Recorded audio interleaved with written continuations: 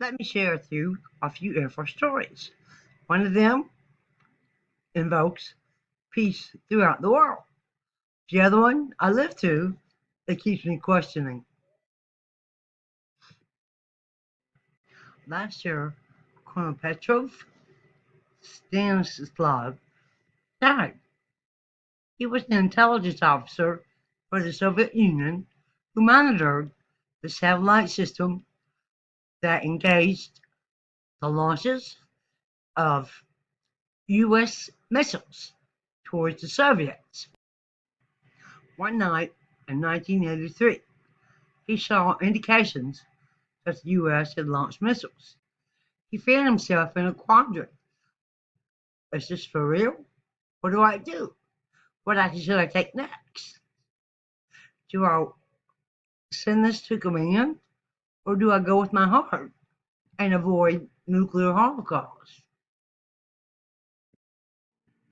He chose no nuclear annihilation of the human race.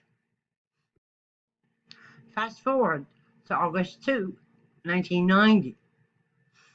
Saddam Hussein had invaded Kuwait and had, as he expired, annexed Kuwait.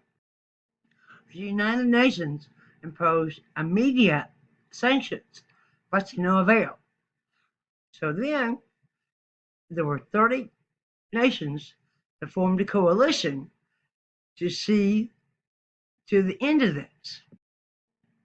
Desert Storm commenced on January 17th, 1991. This spawned a massive aerial bombardment that the world referred to as shock and awe, but this didn't do any good.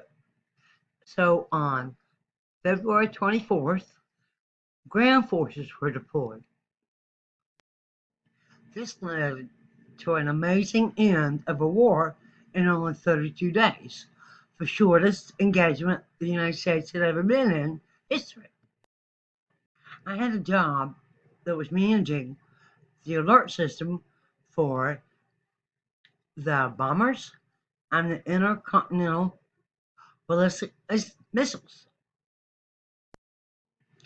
Most days were unremarkable, but there were times we did have to test the alert system.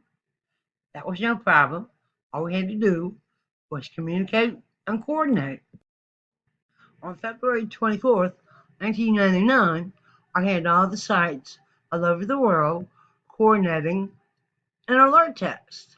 This is no problem as long as you get authorizations from command. The lieutenant liaison was coordinating through command and then to us.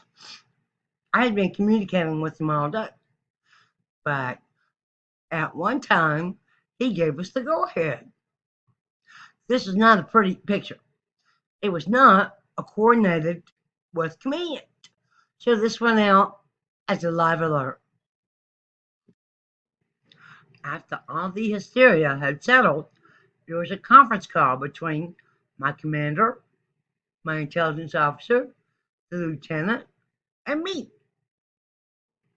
During the investigation, the lieutenant interjected, Blankenship told me to do this. I had no authority to do it.